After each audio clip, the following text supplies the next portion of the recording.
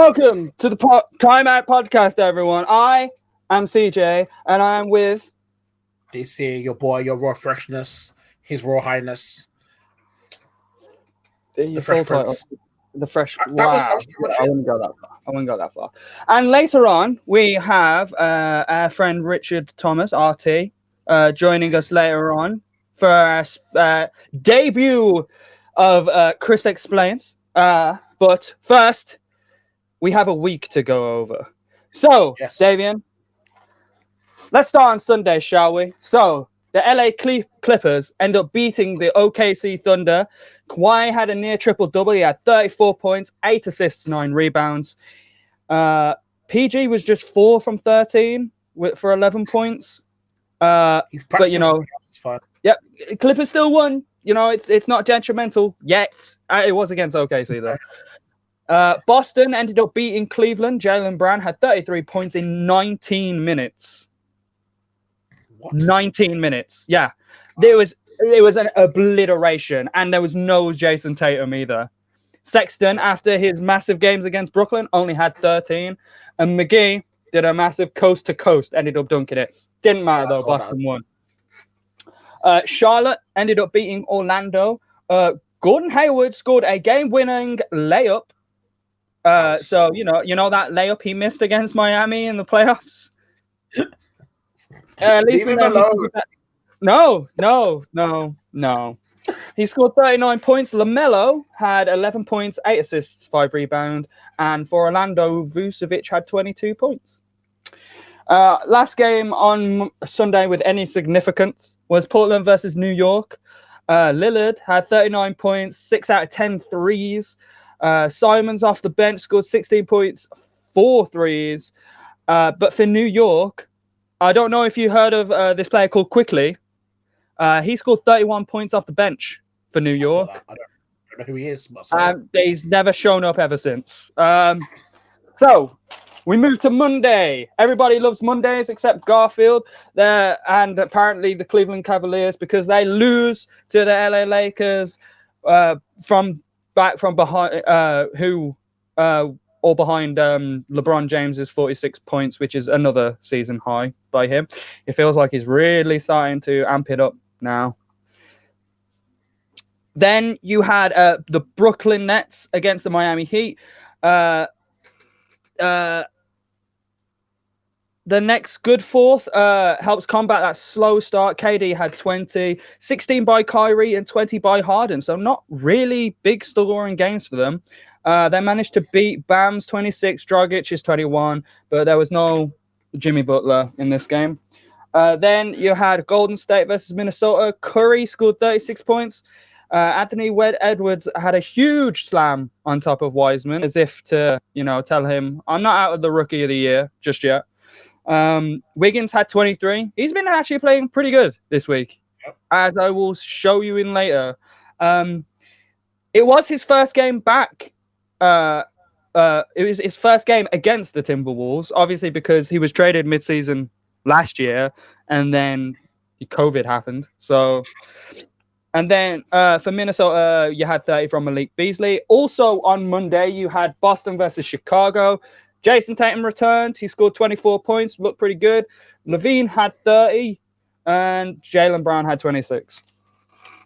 And then you had Denver versus Dallas.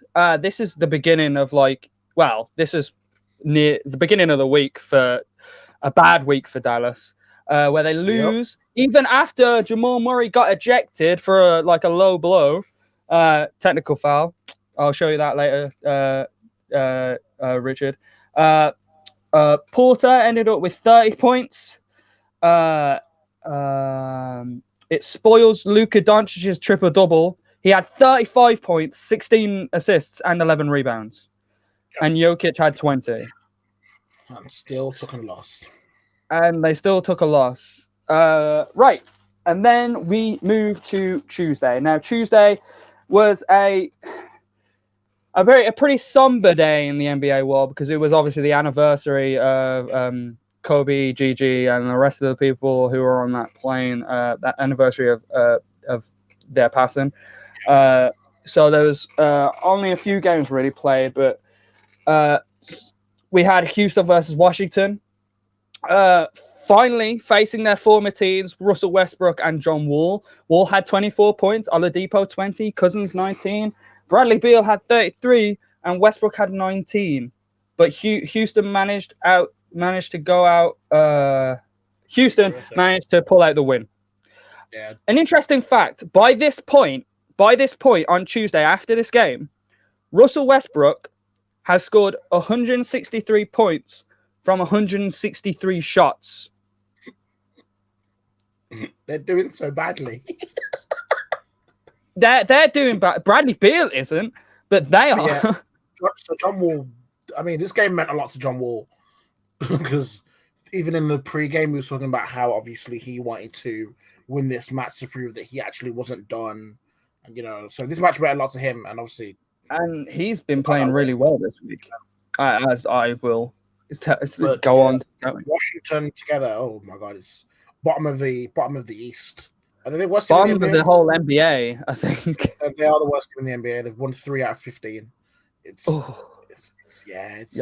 you got Russell Westbrook and Bradley Beal, you think you'd win. You don't expect that team to win a championship. Games in the first 15 games. Championship, you expect to be more competitive. They're getting beaten by everybody.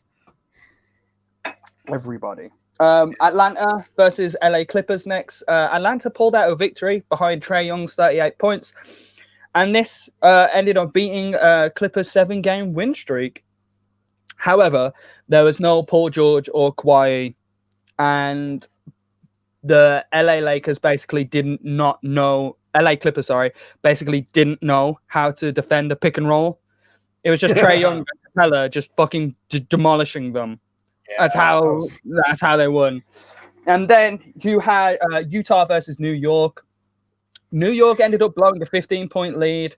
Jazz extend their winning streak to 9 with this game. Rivers had 25 points off the bench, 19 from Connolly, but only 9 points from Donovan Mitchell, which just goes to show Donovan Mitchell doesn't need to show out for the Utah Jazz to win. Then we move to a Wednesday. Philadelphia versus the LA Lakers. Tobias Harris hits a game winner despite 34 points from LeBron and 23 from AD. Embiid had 28 points. Tobias Harris had 24 points. This was the Lakers' first road loss of the season and a potential finals matchup.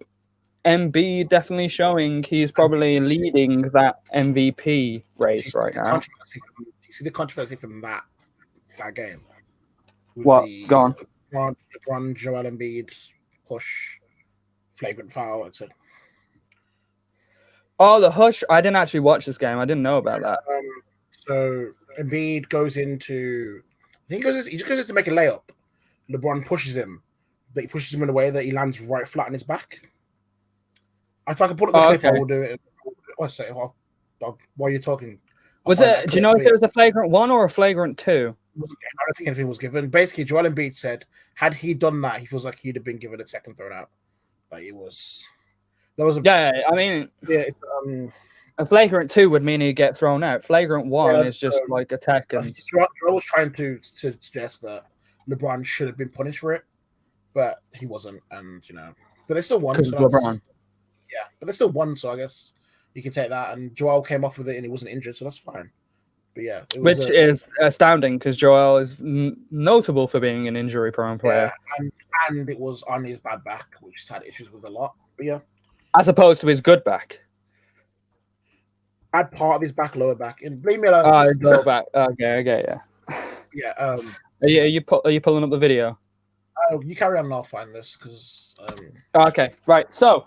Then also on Wednesday, we had Brooklyn, who ended up surviving OT against the Atlanta Hawks. KD had 32, 31 points, 15 assists, 8 rebounds by Harden, and 26 by Kyrie. And I think that's the first of 2 OT wins by the Brooklyn Nets. Then you had 28 points from Young, 24 from Cam Reddish, 21 from John Collins, and 21 from DeAndre Hunter. So despite the fact that they're winning games, they are letting in a lot of points.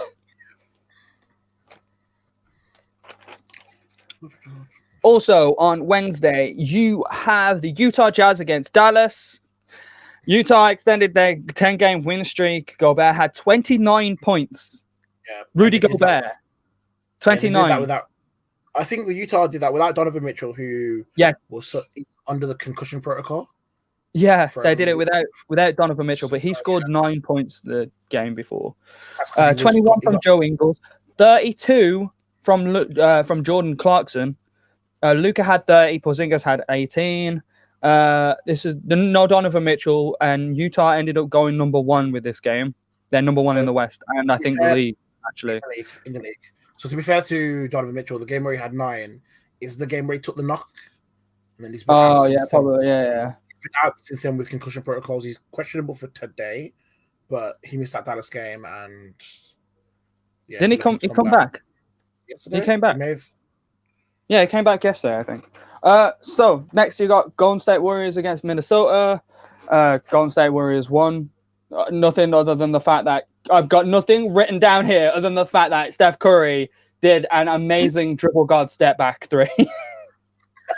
That's the highlight of the game. That's all I cared about during this game, apparently. Nothing. Steph Curry. To be fair, I think that sums up that game and kind of that pretty much. Thursday, you had Detroit beating LA for their second loss in a row and second straight road loss. Yep. LeBron and Kuzma had 22 points. Blake Griffin had 23.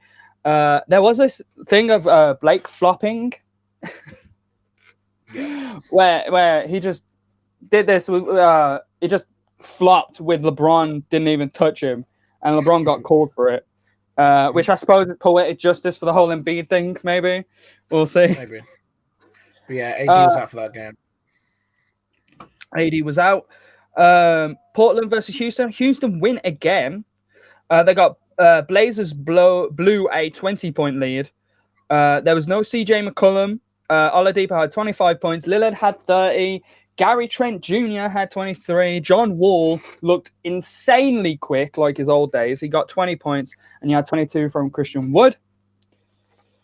LA Clippers versus the Miami Heat. The LA Clippers managed to pull out a win. Reggie Jackson called a timeout and ended up getting a technical foul. I'll explain to you why that happened, Richard. And everyone else. And everyone else. Right. So I can give you the basics right now. You have a limited amount of timeouts. If you run out of those timeouts and call a timeout, you're allowed the timeout, but you get hit with a technical foul. Yeah. So you use it to your discretion. But it's not an unsportsmanlike technical foul. So you don't get ejected for it if you keep doing it. It'll make sense later. Right. LA Clippers. This was Tyler Hero's return, but there's still no Jimmy Butler. The Heat come back, but it just wasn't enough. The Phoenix Suns ended up beating the Golden State Warriors. Kelly Oubre had a very bad quote unquote revenge game. You know, his first game against them. He scored 4 points. Curry with 27. There was no Devin Booker. And the Suns ended up going above 500 in this game. Then on Friday, you had Brooklyn versus OKC. Brooklyn again managed to win. They had a Harden triple-double with 25 points. The Nets are on a 4-game win streak with there was no KD in this game, but Kyrie had 25. Kawhi had 24, 26 from... sorry, that's the next game.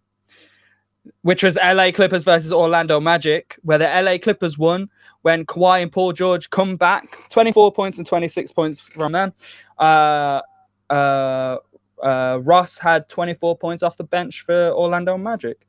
Then, Washington, Atlanta. You had, obviously, the Atlanta Hawks winning. Westbrook was ejected for shoving Rondo. So that's just an instant 2 texts. You're out. Trae Young ended up scoring 41 points and 26 points apiece for Westbrook and Beal. So they're scoring. They just can't defend for shit. Charlotte ended up beating Indiana There was a balanced scoring effort by Charlotte. LaMelo ended up with 16. It was a very tight game, though. New Orleans Pelicans ended up beating the Milwaukee Bucks. Sorry, Richard. Lonzo had 27 points. You let Lonzo score 27 points. He had 7 threes. Seven threes. Giannis had 38 points. Brandon Ingram, I don't know whether I've got 28 or 21 there. It's one of the two. I think it's 28. Zion had 21 and Eric Bledsoe had 25. Very bad defending by the Milwaukee Bucks there. Oh, and then yesterday they ended up losing to the Charlotte Hornets. The next Bull brother ended up dropping 27 points, 9 assists, 5 rebounds. He was 8 from 10 from the field and 2 from 3 from 3. You made the Ball brothers efficient, Richard.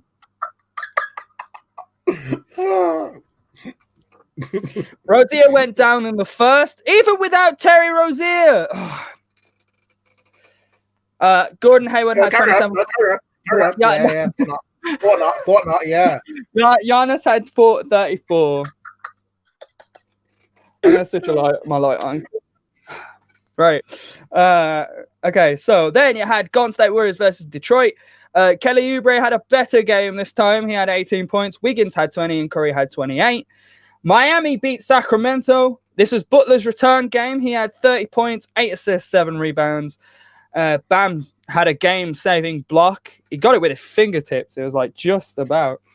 And then last but not least, we have the most important, the most storied rivalry in all of NBA history, the LA Lakers versus the Boston Celtics, where the LA Lakers won. LeBron only had 21 points, but AD had 27. Brown had 28. Tatum had 30.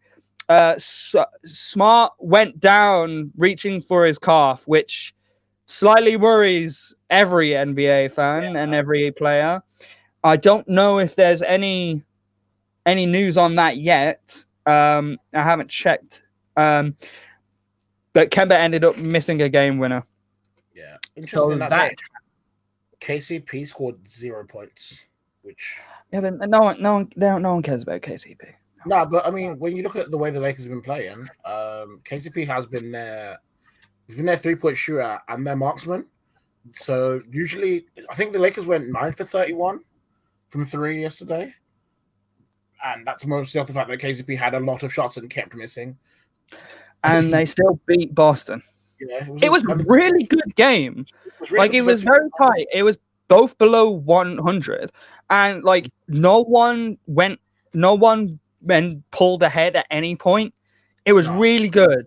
It was reminiscent of the Boston Lakers of the early 2010s and the 80s. It was really fun to watch. Just rivalry, obviously the Lakers Celtics is a big rivalry. It was nice to see the type of game where it's intense, good defense. It felt like a great game, and then obviously Kemba had that chance to win it but missed, and Lakers had a really good fourth quarter. They did. They had a really good fourth quarter. Ended up pulling out with the victory. So that's the week. Let's have a look at it, but let's see, because I know I've got it, So there we go. Do you think this is dangerous, flagrant, as Joel Embiid claimed? I can see forward to the angle, because there's an angle here. Because the thing is, Joel said if this was him, he's getting instantly ejected. I'm trying to. So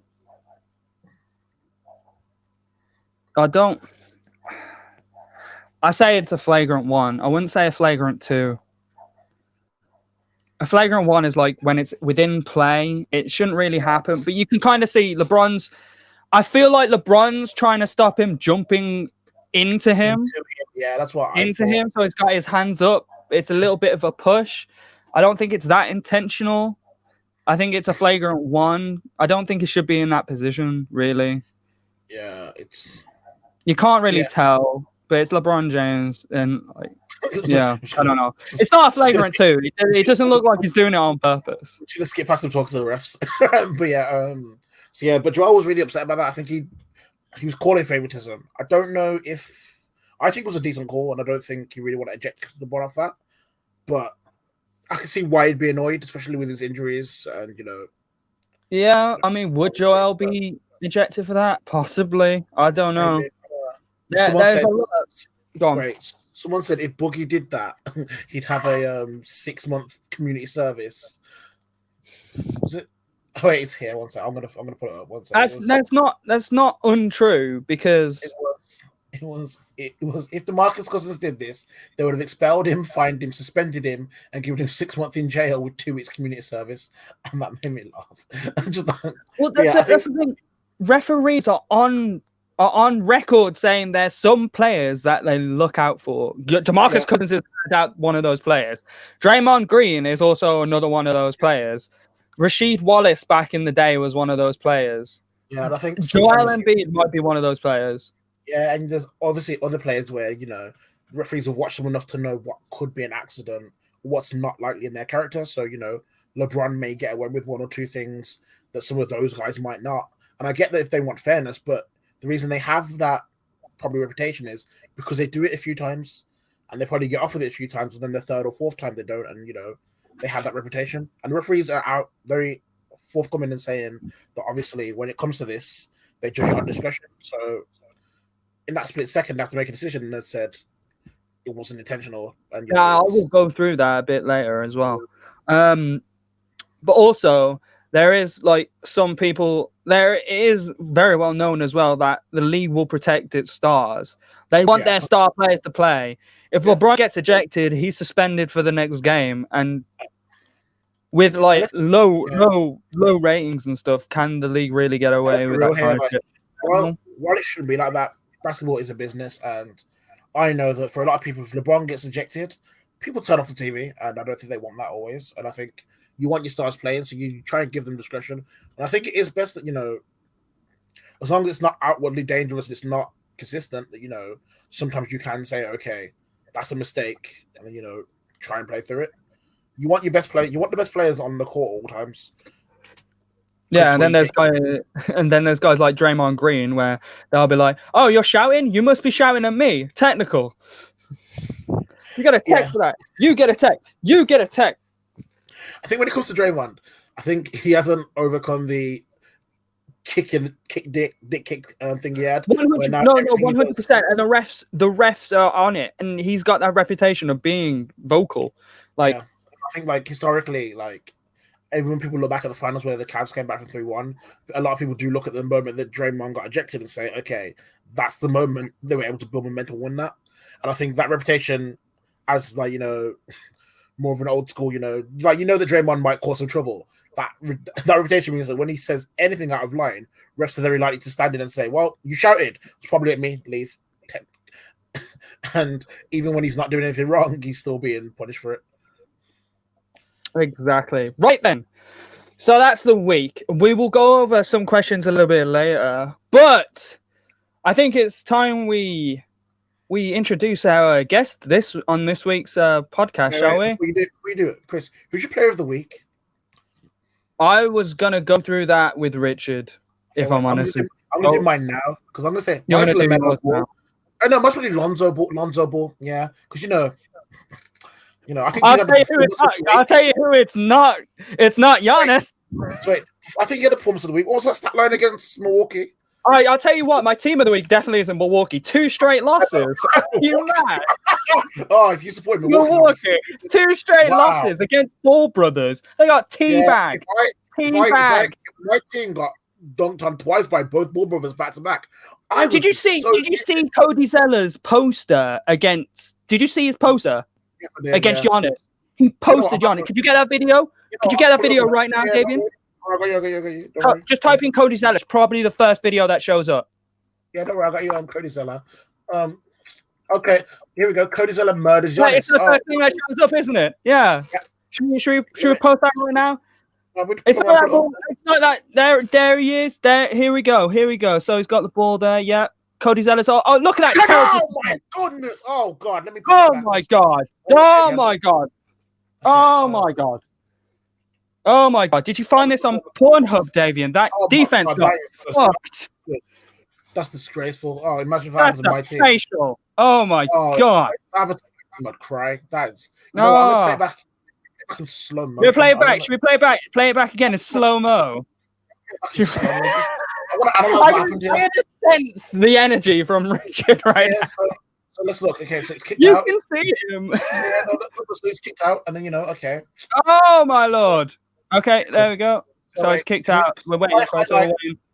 They're setting up defense. They have time to set up. Should we highlight our defensive player of the year?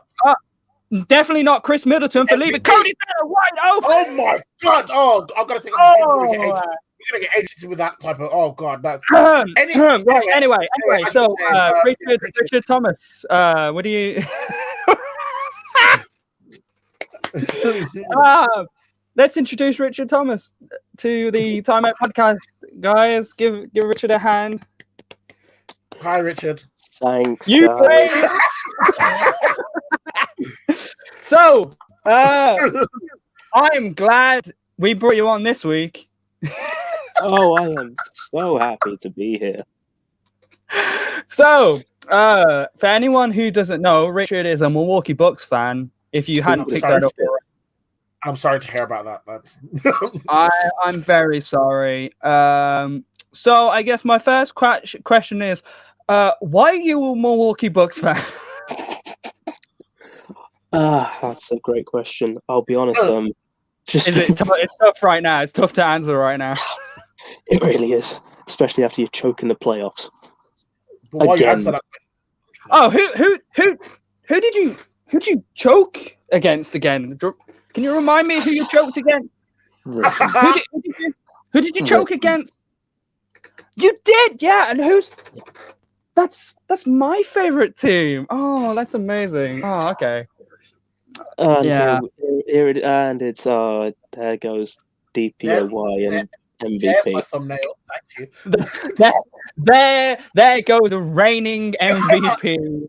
Getting dunked on by one of the Zellers. It could be Cody. I don't know. Is one of the Zellers. But in all seriousness, I'll be honest. At this point, it could be anyone. in all seriousness, it's nice to have you on the podcast, Richard. It's good to be here.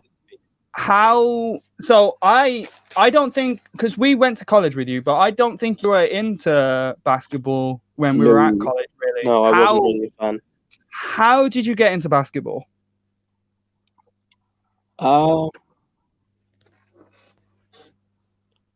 Long story short, literally just at uni, I was watching the basketball teams play, and it's actually quite fun.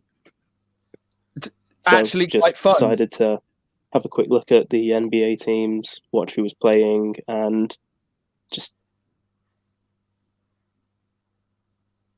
Oh, have we lost Richard? Hello? Oh, I've lost so much. Oh, he's back. Oh. What the? So as you were saying, sorry, we lost you for a second. I just wanted to make sure.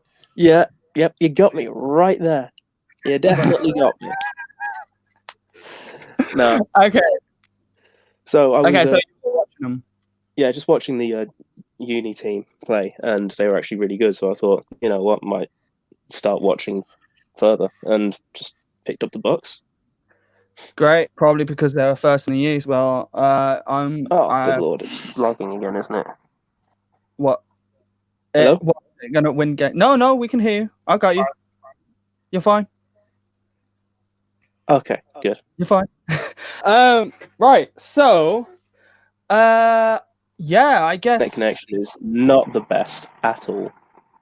Nah, that's fine. That's fine. We got you. So what kind of things do you know about basketball, or how long would you say you've been watching it for? On and off for about 2 years-ish, maybe. 2 years, and am I right to assume that your favorite player is Giannis? One of them, wouldn't say top. One of them. Who else? Who else ranks highly in your? If you could play. Who's your top three in the league right now? Who's your favorite players in the league? That is a tough one. I'm gonna throw it out there and say Anthony Davis, Kawhi Leonard, because let's face it, he was a beast. He was good, and he's struggling. What it was, he's struggling, but he's always very pedestrian in the regular season. Playoffs, Yeah. Unless it was last season, he's really good. Yeah. He had an absolute monster of a 2019 playoff run. One of the best playoff runs in recent memory, probably ever since Dwayne Wade's 2006 run. If you're familiar with that. That was back with LeBron at Miami, wasn't it? No. This is when Dwayne Wade was solo. Well, he had Shaq at the time. Oh. Yeah, 2006 Miami Heat. You had Shaq, an aging Shaq though. He was only averaging like 16, 18 points. And Dwayne Wade, he basically went MJ mode and just brought the Heat their first ever championship. And it was 4 years later in 2010 that Miami Heat that LeBron James joined the Miami Heat. Then, yeah, Dwayne Wade was a beast before LeBron. Don't question that. It's Wade County, not LeBron County. It's Wade County. Oh God. LeBron was making guest appearance. Don't get it messed up. He's been great for you. Who, LeBron? How long is he gonna last for? Because as long as he wants. By the looks of it. Fair point, yeah. He is I want to say 4,000. He's either 4,000 or 8,000 points away from the all-time record in points. He's behind Kareem Abdul-Jabbar and he who shall not be named. Karl Malone. Oh, that guy. Yeah. So behind that guy, and that's it. He's third. He passed Kobe last year. Yeah. So he might well just wait. I know for a fact he's waiting for his son, LeBron James Jr., to join the league. He wants to play with him. And it just so happens, that LeBron's contract for LA Lakers right now, it finishes the same year that LeBron James Jr. can join the league. So basically, you can kind of assume wherever LeBron James Jr. goes, LeBron will follow. You get the one draft pick, and you get to draft LeBron James Jr. You get to draft Bronny, but you also get to draft LeBron. The question becomes, Avian, is if you have the number one draft pick, despite who else you should pick, do you pick LeBron James Jr. just to get LeBron James too? Yes. Because realistically, if I get number one pick, I would have done shit the year before. I'm getting both LeBrons. That means I've got all the money right there. Imagine that's a free agency buy. I'm like, yo, I've got LeBron and LeBron. Please. That reminds me of years ago. LeBron James Jr. decided to pick a different number because LeBron James's number has been 23 for most of his career. He only went number 6 for Miami Heat, but he's 23 for most of his career. And people were asking LeBron James Jr. when he was playing high school basketball, why don't you pick 23? And he was like, I don't want people to look at me and be, I don't want people to use my dad with me. Like, I don't want people to know. And it's like, oh yeah. Oh yeah. And next for this high school team, LeBron James Jr. Oh damn. I wonder who's his dad. I think he only switched in 2018. He genuinely was like, I don't want people to know who my dad is. And they're like, come in, Mr. Bron James Jr. No idea. No one had any clue. Oh, damn. I wonder who his dad is. No, probably a baller. That might be his son, but no, he hasn't got 23. It can't be. He's got 0. It would never be. No, it can't be. It can't be him. He's not got number 23. No, but LeBron is going to be balling for a while. Right, but obviously, Richard, when it comes to basketball, you're probably not the most knowledgeable on the subject, and there are a few things that you probably need to understand, right? Yeah, that's right. Definitely right. I knew that you were coming on to the podcast last week. I asked you, and I asked you to help me with my new segment, which is going to be Chris Explains. And you told me some things that you want explaining, and one of those things was technical fouls. And I picked this one because there's a lot of fun stories with this one. Oh, yeah. Oh, I've heard. So I will just get up my PDF that I made. If you, oh my God. Give me 2 seconds. Fucking. Thank you.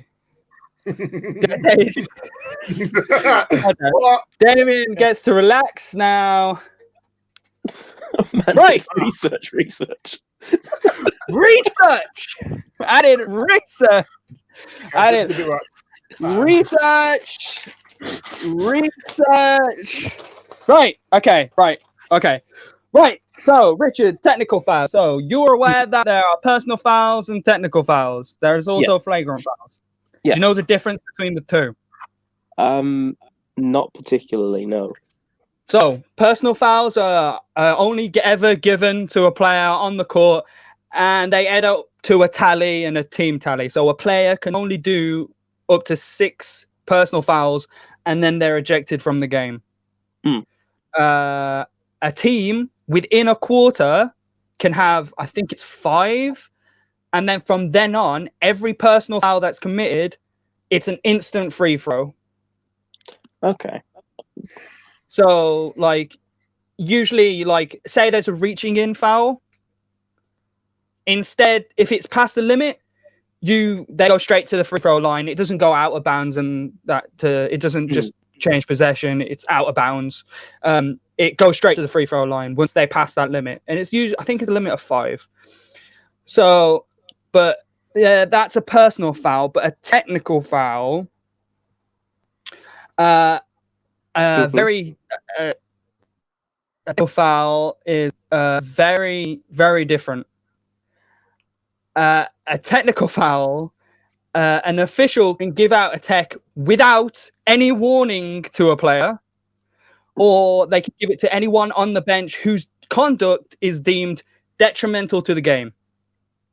Okay. All right. So, sort of like unsportsmanlike conduct.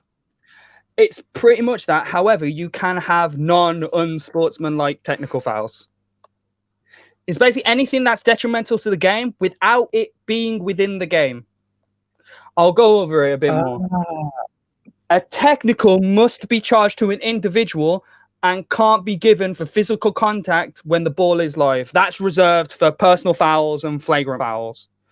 With exception to fighting fouls and taunting with physical contact. Stuff like that. Right.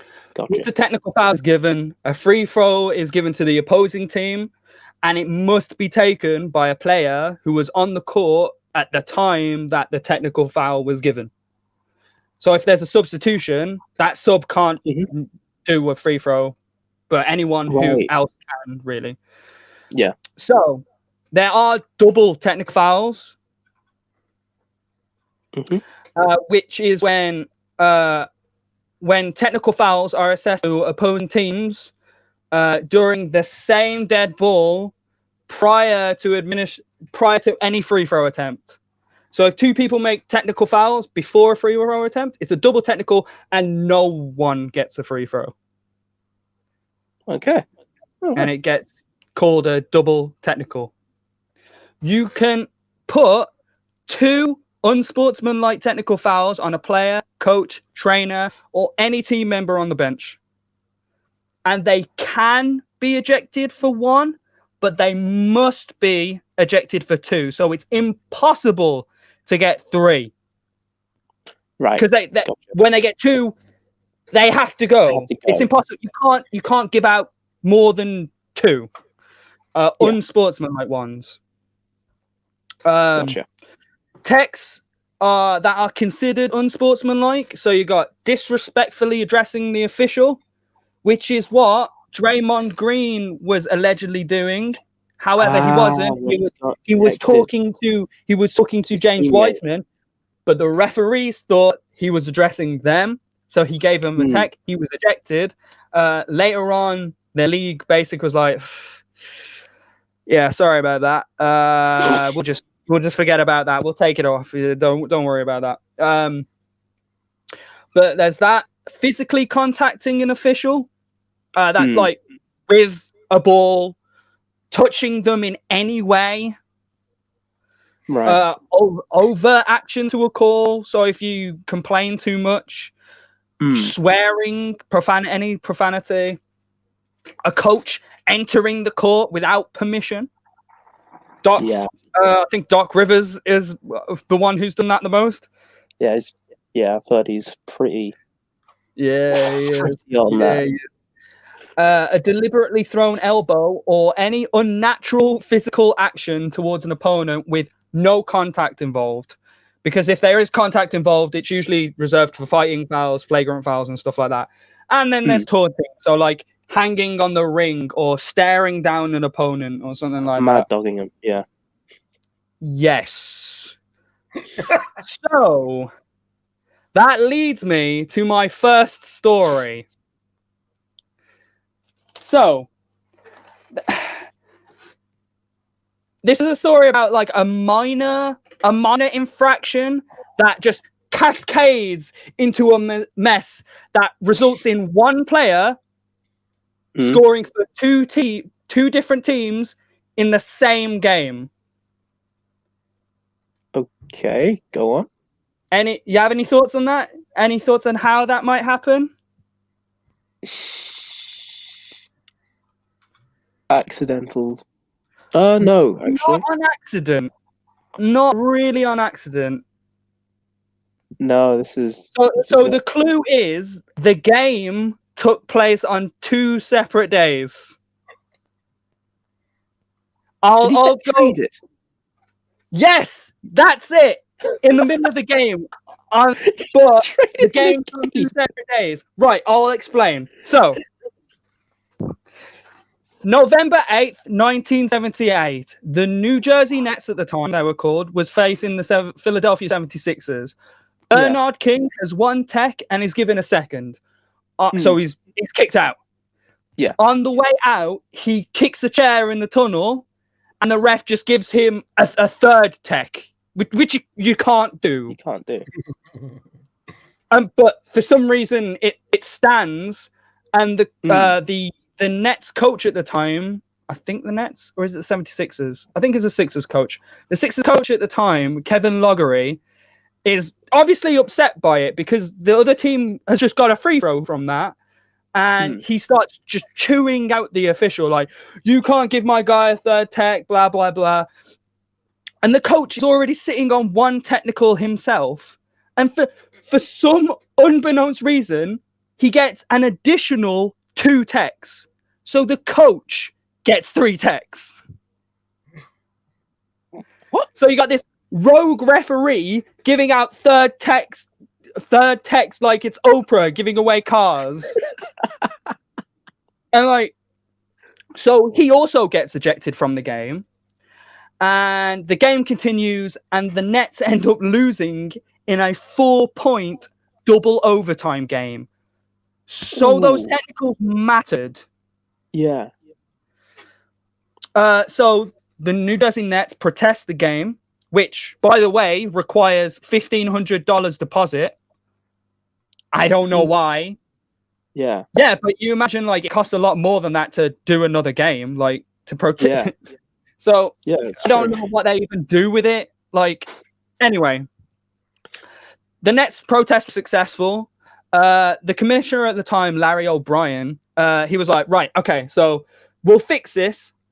We will replay the game at the time of the 3rd technical foul. So by the time that Bernard King ended up getting that 1st technical, in the middle of the 3rd quarter, we'll just replay that. So the coach is fine. He's ejected. He's just sat on 1 technical. The coach come back in. The replay though doesn't happen until March,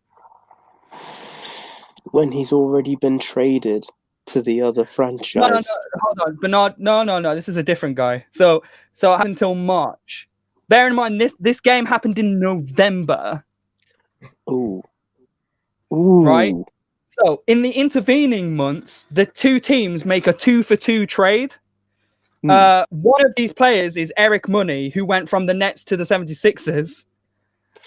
And at some point between that time, it gets activated. He gets activated, and he becomes the only player in NBA history to be listed on the scoring sheet for both teams in a single game. Oh, Jesus Christ, that is a mess. That is a huge mess. So, obviously, with the problem with technical fouls is the fact that it's very much up to a referee's discretion. And there's a lot of problems with that because players will sometimes they'll make a mistake and players will be angry about it, and then they'll get given a technical. And as you see, coaches can get technicals too when they're well within their rights to do that. Yeah. Because it's wrong. It's like, you got it wrong. Yeah, like Draymond Green's wrongful ejection last week. Yeah.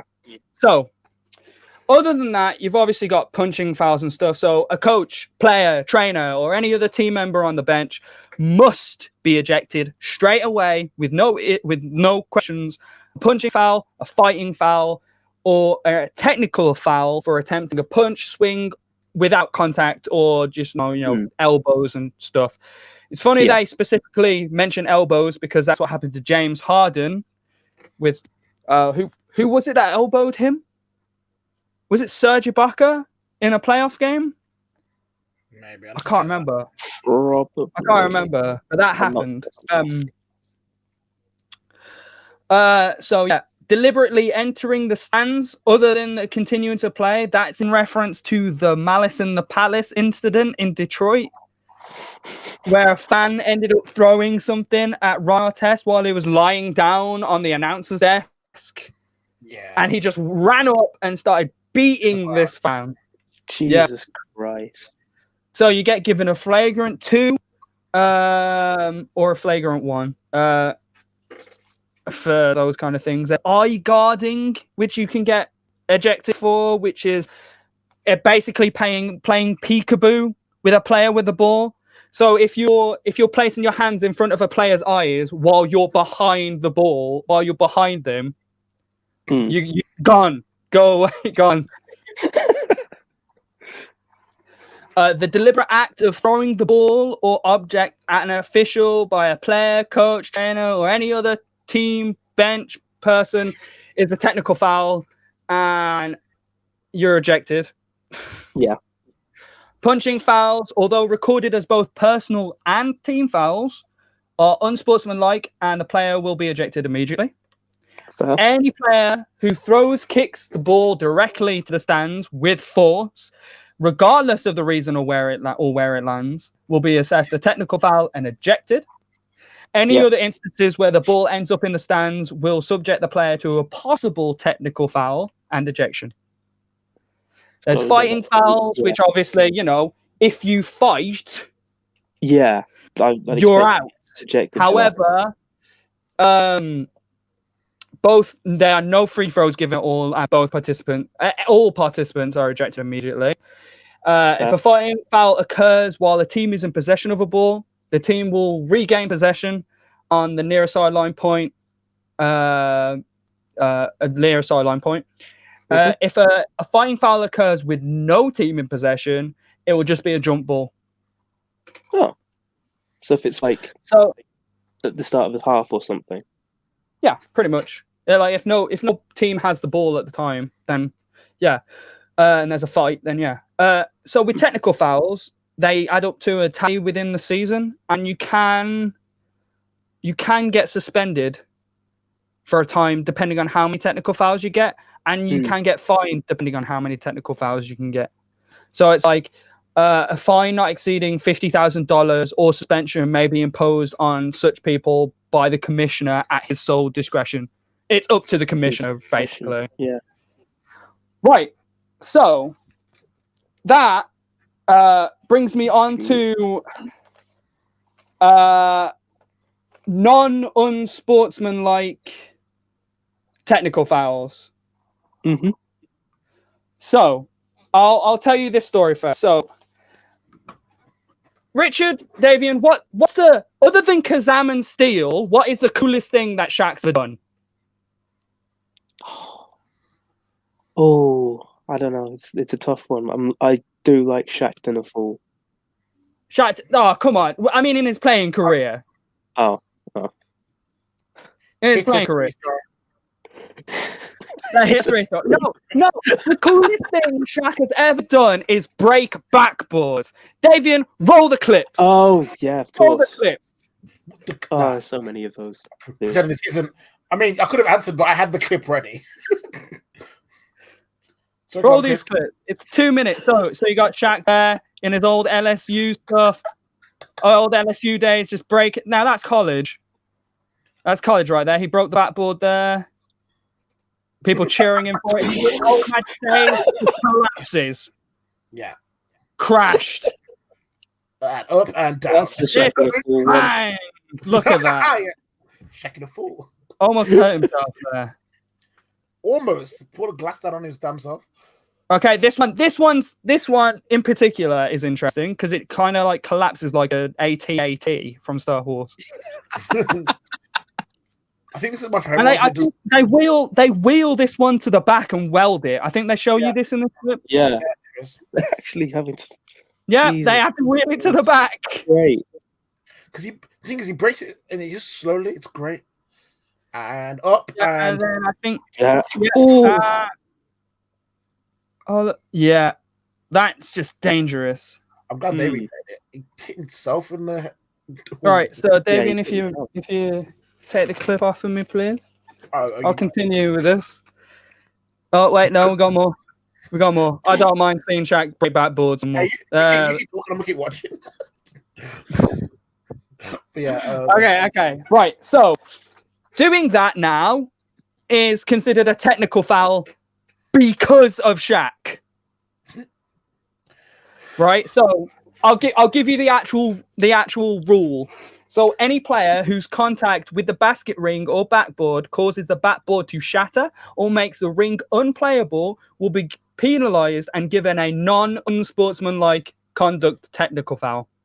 So a sportsmanlike technical foul? Kind of. So in the 1992-93 season, Shaq broke 2, where the supports were damaged and rendered useless. So they sent engineers to all the stadiums to check the machines. Oh my god! They Shaq-proof them. They had to Shaq-proof everything. Yes. So, So the thing is, while I was looking at this, I looked at it and it says, right. So the rule specifically says any player whose contact with the basket ring or backboard causes it to shatter. So what happens if you don't contact? I thought, what if you don't contact it? What if you just throw the ball at the ring and it shatters? Well, it turns out if you did that, you'd be Chuck Connors, who was the first player who broke a backboard, and he did it by throwing the ball at the front of the rim, at the front of the rim.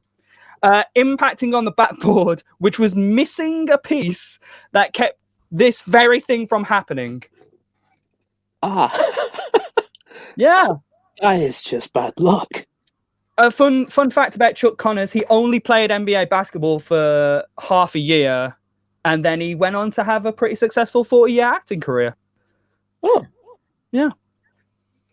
Pretty successful. So, he was there for half a year.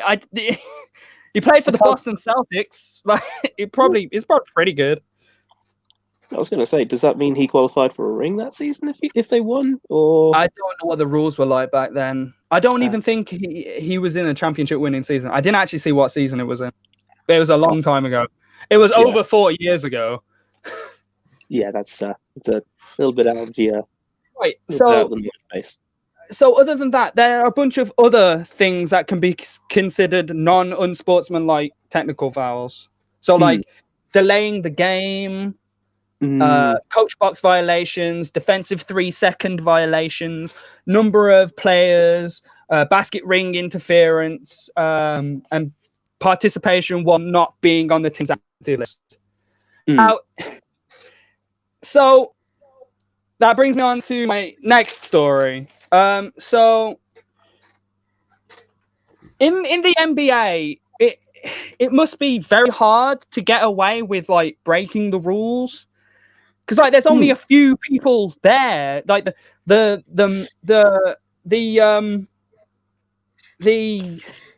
player to ref ratio is pretty good.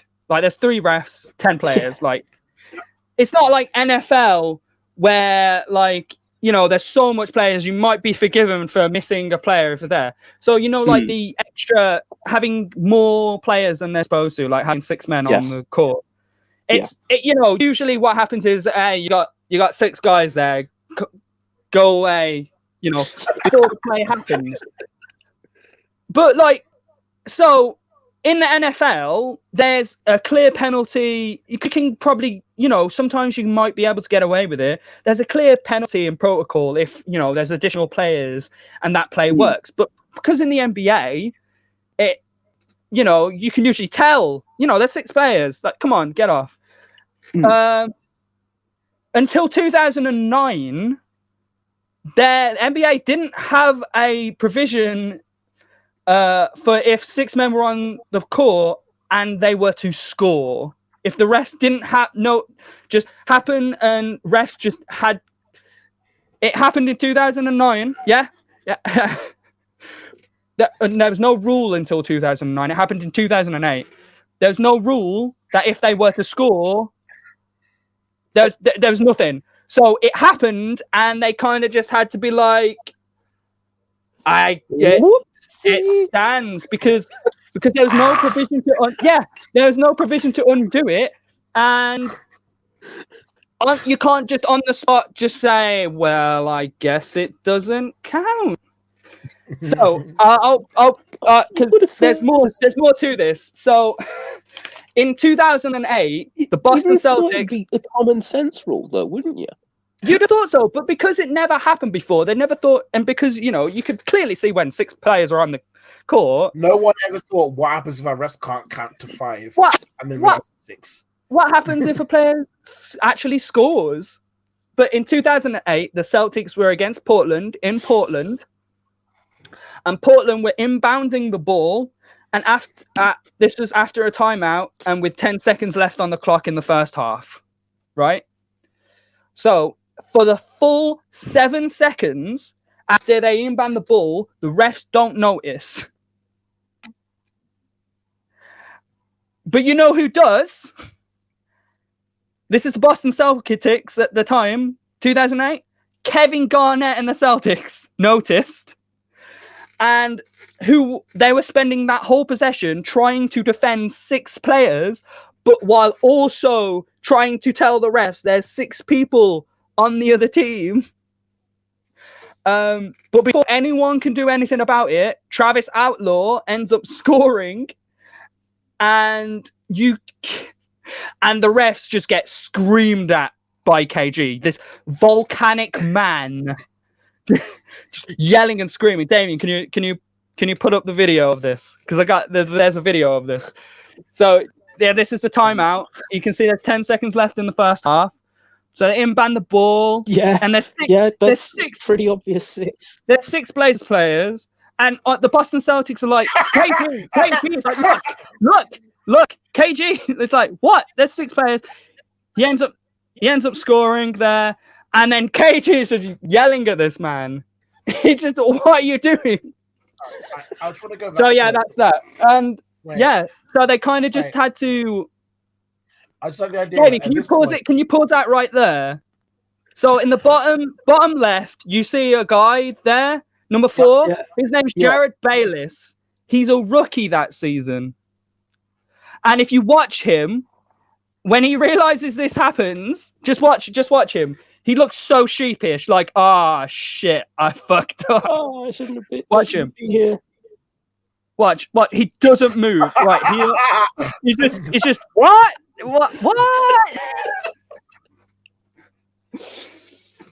So me, I'm in the wrong here. Yeah. I like this triangle of what do we do? Yes, and they're just like, well, we don't have a rule or anything. So this done. So I said there, they were like, didn't you count to 5? Didn't you?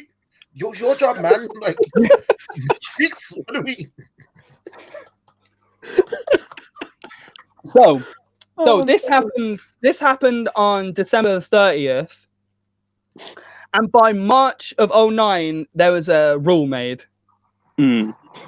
So now the opposing team can choose to ignore it or reverse the score. So just bring it back. It's one of the only times in the NBA rules will allow bringing the shot clock back, like reverse the time. Right. My question is, why would you ignore it? Yeah, I was gonna say, like, yeah, exactly. Maybe, well, it depends on how advantageous it is. Sometimes. Imagine there's like 1 second, 0.1 seconds left. What? Oh, wow. Oh.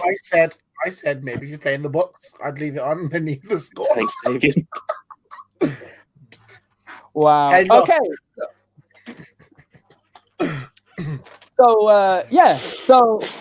So that's that story about an unsportsmanlike technical foul. Now, there is another one. So delay of game is an interesting one. This is my last story on Chris Explains. So there's a delay of game. So Richard, have you ever took a free throw? You ever took free throw, Davian? Free throw? Yeah. Have you got a routine? No. I choose to be like Shaq. I have a routine. I kind of like dribble 3 times, shuffle the ball in my hand, and then Right. So in the NBA, there's actually a limit for how long the ball touches you, and you have to take the free throw. It's 10 seconds, right? So just to say that we're gonna do 10-second silence just to show how long that is. So starting now. Wait. Right 3, now. 2, 1, now.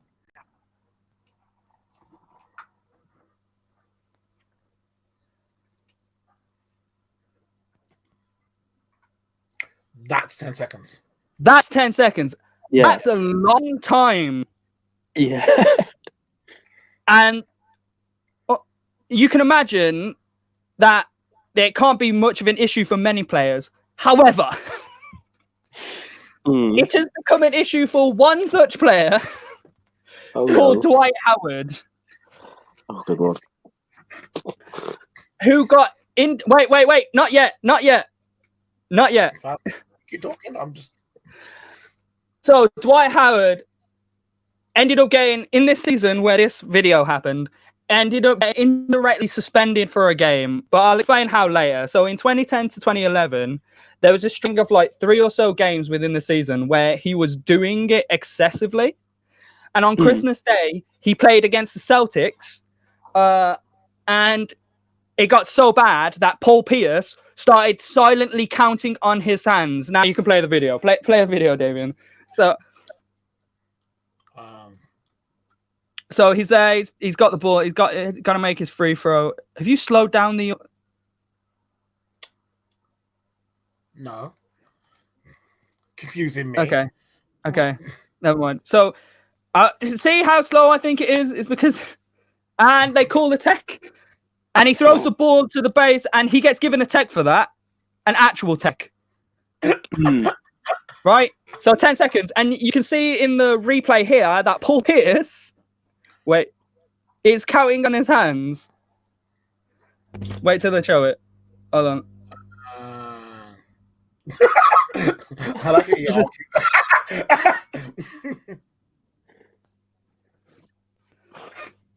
So yeah, he's counting on his hands, right? So later in April, They're playing the Bucks.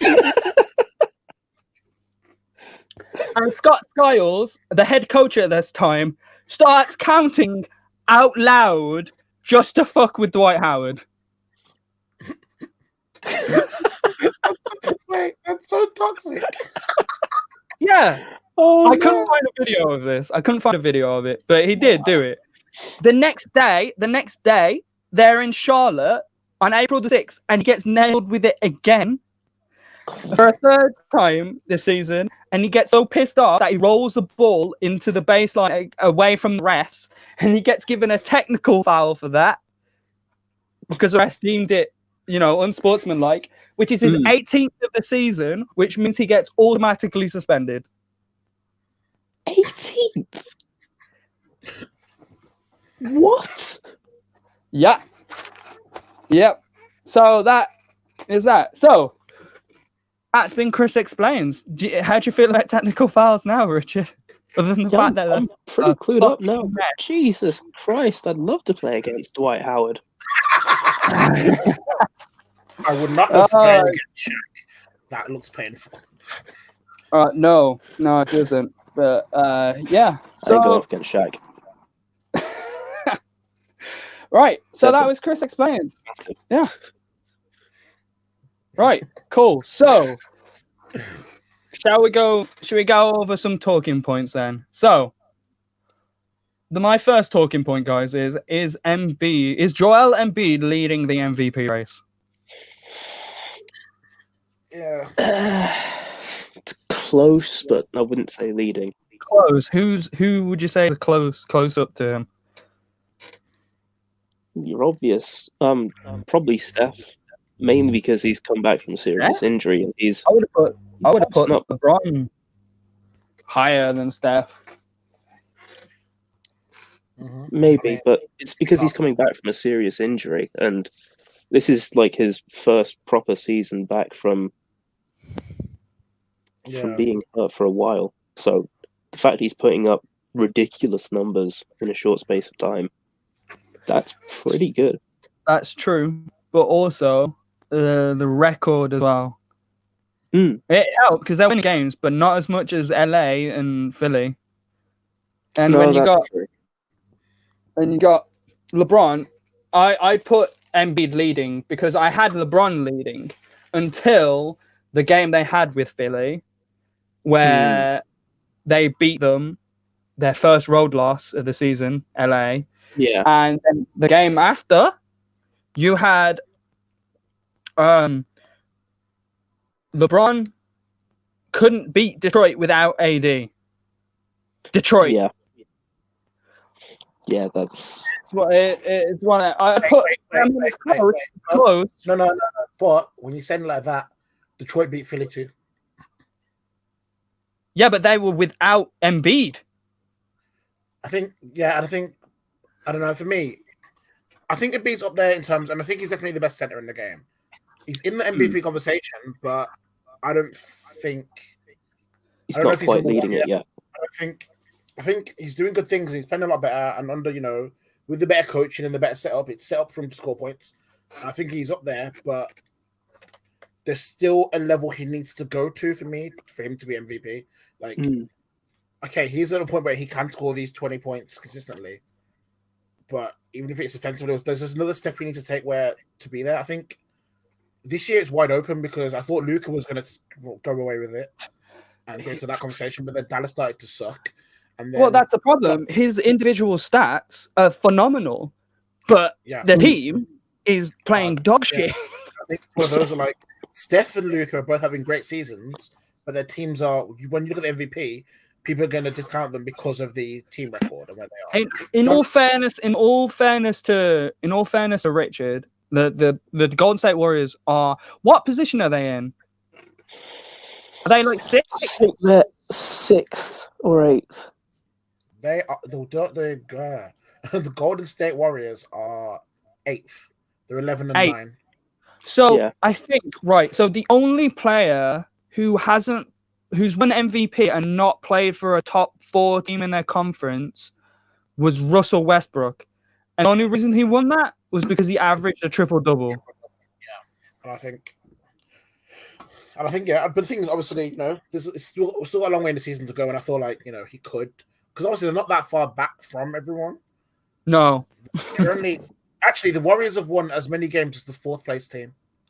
Yeah, it's just because of the amount of games they played and stuff like that. So it's the win percentage that's screwing them, because all the other teams above them are like 7 and 9, or they've played much fewer games. But if they're on the same level of games, I feel like pull this up. The Golden State Warriors are probably going to be pushed up a bit. The Spurs, God Lord, no one cares about the Spurs anymore. Really don't. But yeah, if we look there, so do you know DeMar DeRozan's playing power forward? I don't watch the Spurs. I wouldn't even know. I watched one, and he played at power forward, and I was like, if they traded him, I wouldn't have known until he saw him on the team. So he showed up in the stadium. Yeah, I'd be like, oh shit, where were you again? But yeah, Warriors are 11 and 9, Nuggets 11 and 8, Grizzlies 8 and 6. Like it's. Look at the Grizzlies, man. Look at them. This is a weird season as it is, and I think coming to the end of it, I think the Warriors could be up there because Steph is putting up great numbers. Also, wait, if we can just do this, so I can scroll down to see where the fucking Mavs are. Sorry, fucking 13th. But yeah, I don't know. I think this is the first year where I'll actually say Joel's in the conversation to be, in the East. Yeah, we're not going to look at the Eastern Conference. Best center, like first, and obviously, I'm someone who I love Philly, and I've been saying for a while that what they need is Joel Embiid to play like a center, and I'm really happy he's doing it because he's moving like a traditional big. I just think, I don't know, for me, he's that type of player where I'm not sure if this is going to be a consistent thing all season. I feel like he's going to hit dips. I think right now, if you're looking at the race, though, he's probably top 3. I think he can keep it up. I think he can. It's a much shorter season. Yeah. In terms of the time frame. I'm just hoping that it's going to be brutal. I think and he's not the only one that's going to miss games. The top stars have already missed games. So for me, I think where I am right now with the Joel Embiid thing is, I would rather he is, because obviously we know he's got the injury. He's got a history of the injuries. I'd rather he was more well rested and missed more games and was fully ready for the playoffs. If it meant basically, I'd rather he missed MVP but was in a great form for the playoffs. That's LeBron's focus, because what LeBron's focus is the playoffs. That's where his legacy is. He doesn't. To say he doesn't care about MVP and DPOY and stuff like that would be a lie. But he cares more about being ready for the playoffs and winning that championship. Like he probably 100% is like, I may not have, because he was second in MVP voting last season. Yeah. Like I would definitely take second place over not winning a championship. Like he would have been fine with that. That's what he did last year. So, but that being said, also is like Joel Embiid has going for him the fact that LeBron already has won MVPs. The fact that LeBron is going to be gunning for the playoffs and not really the regular season. And also Embiid's a fresh face. Well, I wouldn't say a fresh face in the MVP race, but it's the fact that he can actually win it this time that makes him favorable. He's a fresh face. There's no quota fatigue. It is like an exciting move. I was going to say, I think instead of, like, obviously, we've railed on Milwaukee because, Richard is a fan, but I think over the last 2 years, when you look at MVP, Giannis has been pretty clear. He's not gone quite clear. He's been consistent. That's the thing. Milwaukee, he's normally top 2 defenders in the league, normally quite high in points per game, and his team are normally, I think, 2 seasons in a row they were top of the whole NBA? Yeah. So normally it's Giannis or someone else, and then everyone else has to catch up to him. I think if Joel Embiid's ever going to win an MVP or have that type of season, I think this might be it where he can, especially Philly top the East, he consistently hits points per games. Like I know it's quite rare for it's like big men to win that, but I feel like in my mind, I'm like, I want Philly to do well, and if he needs to aim to be MVP as a goal, and that's something that pushes him to keep being consistent, and obviously, because he's been doing quite well this season. Obviously, they've been winning a lot of games. And I think as long as he's got the right type of management around him, where they might keep him, more protected. I think realistically, if they're smart with him and he loses, if he misses, the smaller games, but he's still able to show up against the Lakers, the Bucks, Clippers, the Nets, and if they win most of those games and he has good performances, which I think he will, because a lot of those teams, like against the Nets, there's no one to challenge him. Clippers, not really. The Bucks will be him versus Giannis, so that's going to be interesting. But even then, I still think he plays more of a traditional big. I think he has a chance, and I think this will be his best year to do it. I think Philly probably need that. I think Philly probably need that, because while he's doing this, all the attention's off Ben Simmons for a bit. No one's really thinking about, and no one's thinking about the team. Like, everyone's focused on how well Joel Embiid's playing, and it's kind of helping them. I was gonna say, I haven't paid any of the I haven't paid any from any of the Brooklyn players as really standouts really so far. I know Harden's on. You won't. The only person to ever win an MVP in a Big Three was LeBron, and that was the LeBron season. Yeah, and usually it was his comeback season from that 2011 playoff loss, and he absolutely destroyed the league.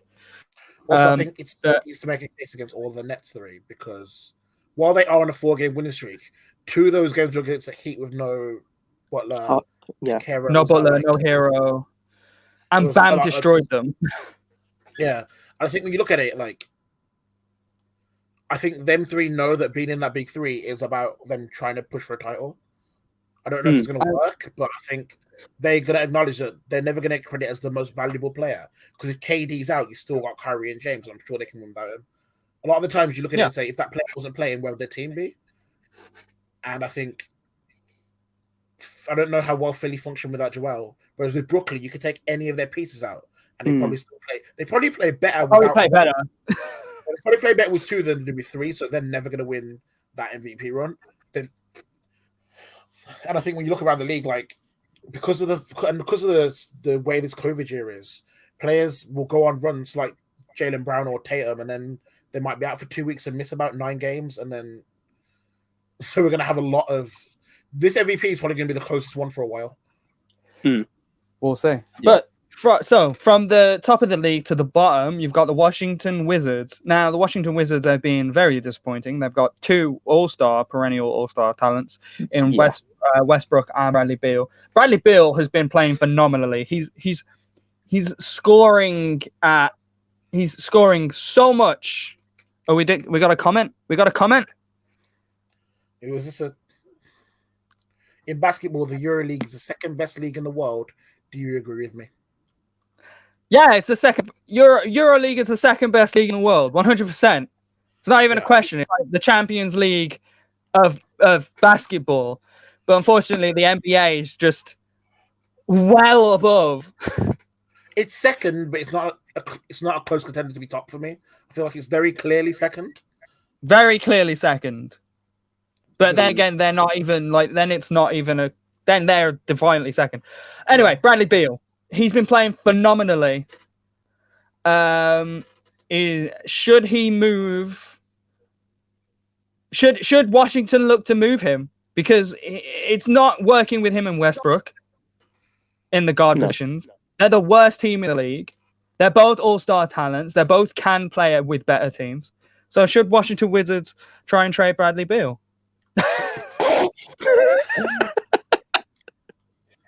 Please trade him. Please. Okay, but if you're Washington, you're gonna want picks, because you're gonna rebuild. Just do anything. I get it. You're gonna want picks or something, but just trade. Please trade. We'll do this from two perspectives. So, perspective number 1: if you're Bradley Beal, where do you want to go? Perspective 2: if you're the Washington Wizards, who do you try and trade him with?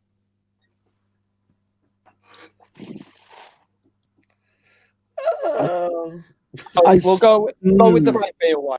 So where would you want to go if you were Bradley Beal? I mean, somewhere I know I'll win a championship. So you're looking at a top team, sort of like the Milwaukee Bucks, maybe the LA Clippers.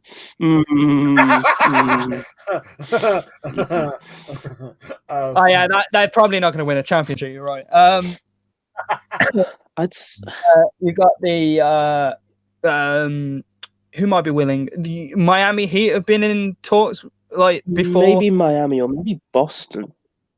If Boston, I'm potentially. Beal, I want to go to the Heat. If I'm Bradley Beal, I'd want to go to the Heat as well. He's the type of electric scorer that you can fit into that system where, obviously Miami Heat are going to be great defense in the playoffs. They're going to, with everyone around them, like the points he gets, he probably takes the Heat up another level than he needs to go to. And then him and Butler with, everyone around. And the problem is, if you're the Heat, you have how to much give are you up. willing to give up to get Bradley Beal? And obviously, there's been a lot of trade talks. They will have to give up either Duncan Robinson or Tyler Hero or both. Yeah, I know. And I think that, me being a Heat fan, it's tough, it's tough. No. I'm not giving up Tyler. I'm not giving up Baby Goat for nothing. It's it's a tough one, I think. But then again, I really didn't want to let go of Justice Winslow, but that didn't matter. So. I think it's one of those, if you're the Heat, you're like, okay, I'm going to have to lose one really good player who fits into my system. But does Bradley Beal take me up enough to make it worth it? Like, now, do we go to a title contender? If we managed to somehow make a 4-team trade, and I can forgive maybe giving away Kendrick Nunn, because we proved in the playoffs we don't need him. Yeah.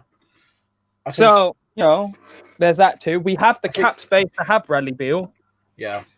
And it's not going to be, obviously, Washington aren't going to give him away for nothing. And obviously, they traded Wall for Westbrook and other things. And, so they're clearly showing want picks and young assets. They're going to want to rebuild. They're going to want to rebuild. And I think if you're the Washington, you have to get rid of Beal. Like, this guy's dropping 40 points in games and losing. Although, to be fair, he dropped 60 if you're Washington 60, as well, I think, in a game and lost. With how condensed the season is, you'll be wanting depth of team, wouldn't you? Mm-hmm, so maybe not play them together. So looking at this, he's played 14 games this season, 34 points average, averaging almost 5 assists. Yeah, so he's leading the league in points per game. Like, he is an elite player, and I feel like it's one of those that he could fit into most. One of the few players to make an All-Star game while also playing on the worst team in the league. Yeah, and obviously, like, I feel like last year we had a good season too, and he was kind of upset. I remember he was very upset about all NBA snobs and stuff like that. Like, he believes, obviously, he has a belief that he should be up there. And I think if you are him, like, the last thing you want to see is Bradley Beal on a Washington Wizards team that can't go anywhere. So he's just playing to score points, just to get end of season awards, like, for the sake of it. Like, you want him in a team that can actually contend, especially when he's. I'm not gonna lie, like, when we look at teams like Brooklyn, I was like, I'd have gone for Beal before I went for Harden. Like, I'm like, and like, there are a lot of teams out there that could do with him. It's just how much do Washington value him? Because at one time they said they'd never give up Wall, but then obviously he got injured a lot, and Beal's been carrying him through that. Westbrook and Beal don't work together, and it's not been working for however many games. They just keep losing consistently to everyone. If I'm Washington, this is the perfect time to pretty much do the OKC thing where, like, I will take as many picks, young players as you've got, and I'll take them in, and we can use the season. It's a smaller season. We can use the season and call it a rebuild, and try and go again next year. Because otherwise, we're just going to finish bottom of the. They're basically swapped with the New York Knicks.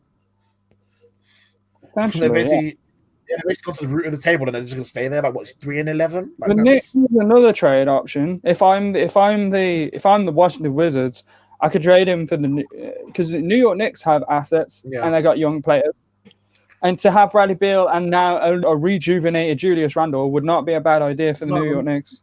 No, nothing. To be honest, if I'm any team in the East and I'm like looking at how can I capitalize on what's going on, I'm gonna have a look at Bradley Beal. It just depends on what Washington Wizards want for him.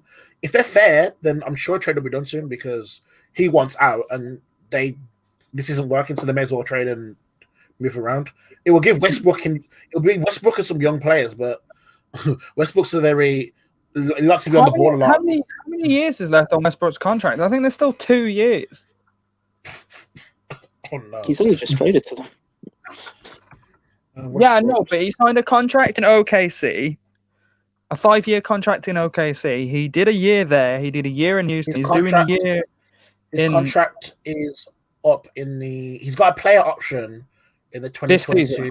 2023. Oh, 2022. So he's got 2 years. So He's got this year and then next year. This year, he's got this year and next year, and then he's got a player option, which obviously means, if he might take that if the money is on. So it could be 2 or 3 years. To be honest, yeah, he probably would take it.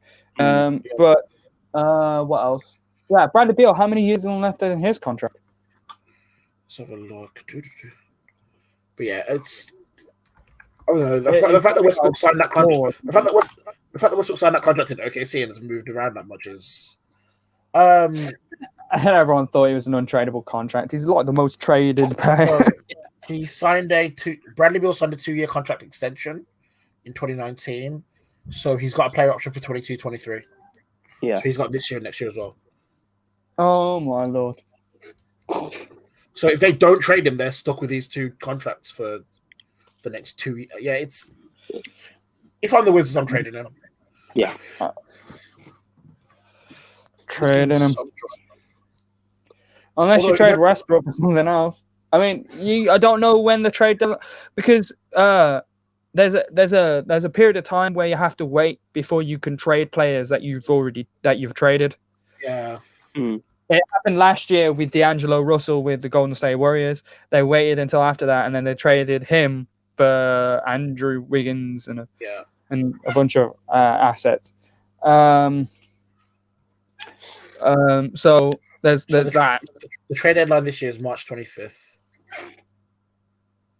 It says here February 6th is when any free agents that were signed can be traded. So no, that'll probably be around that date. Yeah, I can't remember. It'll probably be around that date or something like that. But I don't know. I don't know. I just think if you're, I just think it's funny that if they don't trade him, Bradley Beal could literally lead the league in scoring and finish last.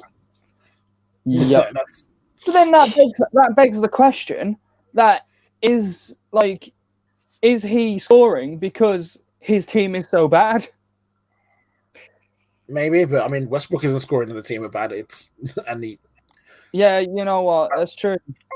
I mean, I don't know if it's the case of they're not playing as hard defense on Beal because they're probably up by 30, or whether he's just a player who can get a bucket consistently, who's just on a team that can't defend well and can't work well when he doesn't have the ball. It might be one of those ones where Bradley Beal can't beat us on his own, so we'll let him get his and we'll guard everyone else. But even then, it's not great. So this isn't a great watch the Wizards team. It's not great. It's like the worst one. One of the worst ones. Last year was pretty and then this year they at least made it to the bubble. True. So I'm looking at okay, I'll pull this up. So this is but they were so bad in the bubble that they ended up 10th. They went into the bubble 8th or 9th and came out of it 2 spots lower than they went into it. Yes. They lost the teams that weren't even in the there were teams that weren't even in the bubble. Teams that weren't in the bubble moved up spots because the Wizards were so bad last year. And then they added Westbrook. But yeah, if you which in itself is actually kind of insane. But yeah, if you look here, this is what he's working with. Even in a game where Kim and Westbrook both scored 26, the forwards 9, 6, 6. Davis Bertans is getting 1. I'm very upset. Rui Hachimura was supposed to be really good. He showed signs of really. He was a last season. He was a rookie. He showed good signs, but clearly he's not. 1 assist, 9 points. 1 assist, 6 points. Robin Lopez 6 points. Bertans 1 point. Lopez.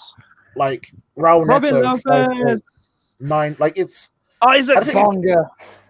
And it's not even that bad of bench production, but when you're looking at 1 point or 2 or and when you look at the team, there's barely an assist in the team. It's just there's a lack of passing, isn't it? Yeah, their attack is give Beal the ball. Can he score? Okay, maybe give it to Westbrook. Can Westbrook hit a 3? Okay, he can't do that. Can he lay up? Maybe, and then they'll let teams like the Hawks drop with just 41 points from Trae Young. 41 from Trae Young. John Collins 17. So they're not a Capella 13. They're not scoring well or defending well. If they carry this on, they're just going to get beat by everybody consistently. 41. Right. Oh my god. Yeah. Right. I Anyway. think we should wrap this. Summarize. Wait. Summarize. Please, Trade him. Right. We're gonna wrap this up. Thank you for joining us at the Timeout podcast. Thank you, Richard, for joining us. We hope to have you again at some point. You are amazing. Thank you very much. I'll try and get my internet sorted as well for next time. It's fine. It was only that one little thing. Right. I hope you learned about technical fouls. I did. Yes. What should I do next? Davian. Oh no. Oh no. There's Cody's Ellis again. No, hold on. Sorry, I want to see. I'm getting bread, but I'm in France. Keep wrapping up. I don't know. I mean, I think if you got any suggestions for Chris's next thing to explain, because I think with the technical fouls, it's pretty good, and the stories in there, like. It's one of them. I watch basketball a lot, and a lot of these stories I still don't know. Or way and kick-out! And yeah. So, Pow! It's fun, and I think looking back on some of the stuff for NBA history, like especially the 6-player thing, it's like it's fun to see how the rules change, and obviously it's kind of a catch up, and it's kind of nice to see Interesting. I'm not going to rewind it. That would be terrible. I'm not that mean of a guy.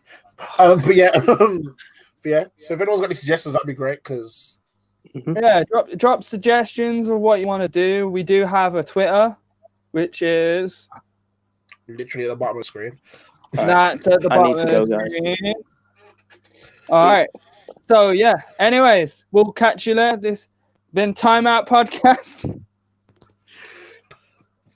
Chris, go on, do it. Go on.